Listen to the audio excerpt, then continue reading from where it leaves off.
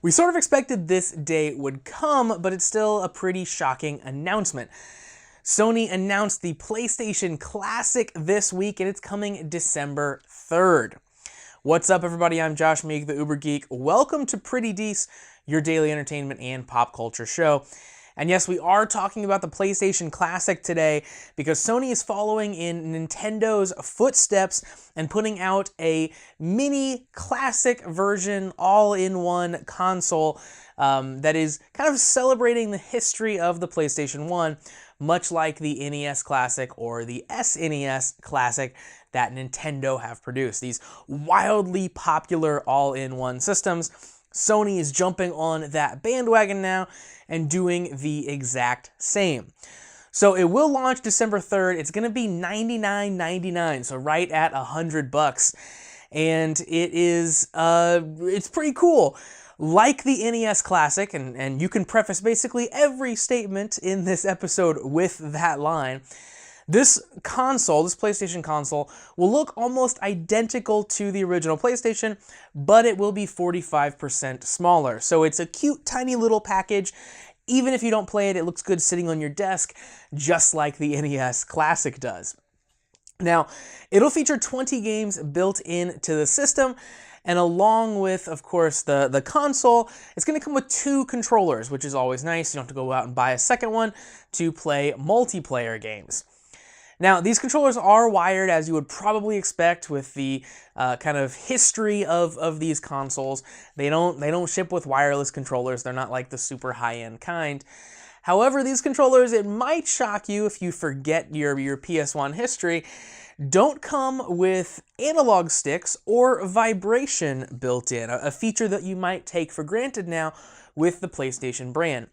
But if you go back and look it up, the PlayStation launched with a controller that was exactly like this. Didn't have analog sticks, didn't have any vibration. The PlayStation didn't get analog sticks on a controller until 2 years after the launch of the PlayStation, and it didn't get vibration until the now famous DualShock controller came out a year after that. So the PlayStation controller was really an evolution, and it was something that people had to go out and keep buying more of until they really kind of locked it into this DualShock form factor and feature set that they've just been iterating on since then. So this is very reminiscent of early PlayStation, and that might influence some of the games that are going to show up on this device as well. If you don't have the analog sticks that some of the later games in the series took advantage of, well, you can't include those games. So right now, you know, they've only announced 5 games so far that are going to be on the console of the 20, so we can't get a super feel for kind of the general era that these games are coming out on, but that's something to keep in mind. You might not get all of your favorite games because we're going to be missing those analog sticks. So let's jump into the games. They've announced 5 of the games with the announcement of this console. The games are Final Fantasy VII, Jumping Flash, R4, Ridge Racer, Tekken 3, and Wild Arms. Now, I think the weirdest inclusion here is probably Jumping Flash.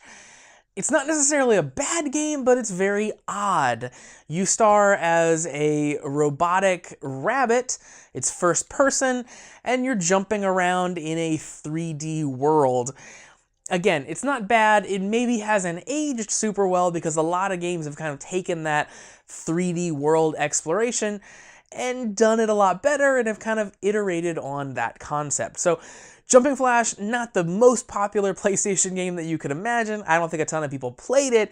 Seems like a very weird include here, but a nice little piece of history.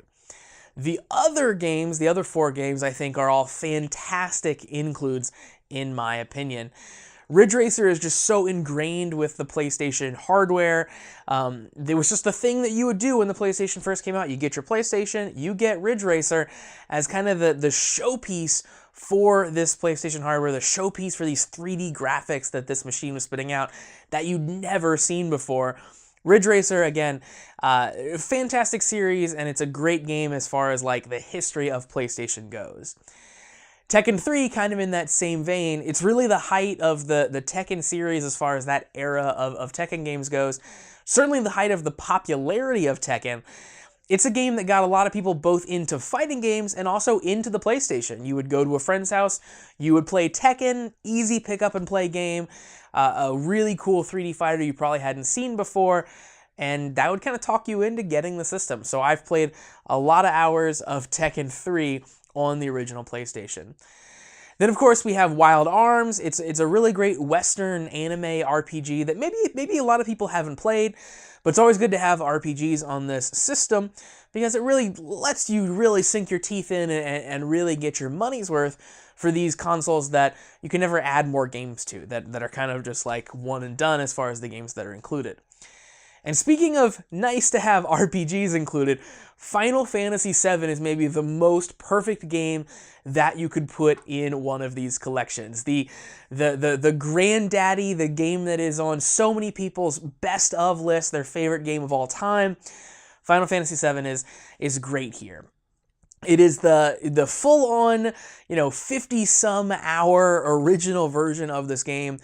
We are getting a remake of Final Fantasy VII at some point, but this is the original that so many people are going to want to play, and it's going to be in this nice, cute little package that looks exactly like the console that they originally played Final Fantasy VII on. So really, really genius inclusion here. It's one of the games that everyone is going to be looking for and wishing for, so it's good to announce that right off the bat. So I'm really excited to see what other games they put on this thing, what the other 15 games are. I think honestly it's going to be hard to narrow this down to 20 from all the awesome stuff that showed up on the PlayStation. Just a handful of games that I would love to see. Obviously, Tony Hawk's Pro Skater 2 is a game that I put in so many hours in on the PC and of course on the PS1. It is a very just iconic game for the PlayStation and the PlayStation era of gaming. Metal Gear Solid is one of the best games on the PlayStation. It'd be really nice to have it included here.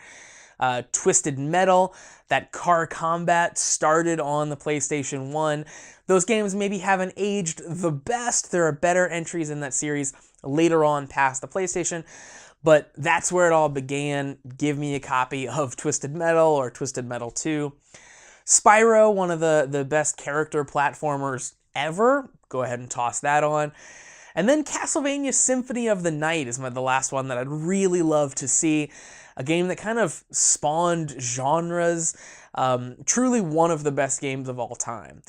So the PlayStation has a bunch of super heavy hitters that I would love to see added to this console.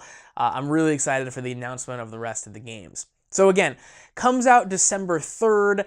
That's actually the 24th anniversary of the launch of the PS1 in Japan, which is pretty cool. Comes out worldwide at December 3rd for $100, which honestly I feel like is a pretty great deal for the games that you're going to be getting. So that's going to do it for Pretty Dece for today. Thank you very much for joining me to talk about the PlayStation Classic. If you like this show and you want to help support this show, help keep this show on the air, so to speak, you can do so. Visit prettydeceshow.com/listener support to find out how. You can also just listen to the show. You can download it on your favorite podcast delivery platform, or you can watch the video version on the YouTube channel. Just search for Pretty Dece on YouTube. And finally, follow me on social media, Facebook, Twitter, and Instagram at Pretty Dece Show.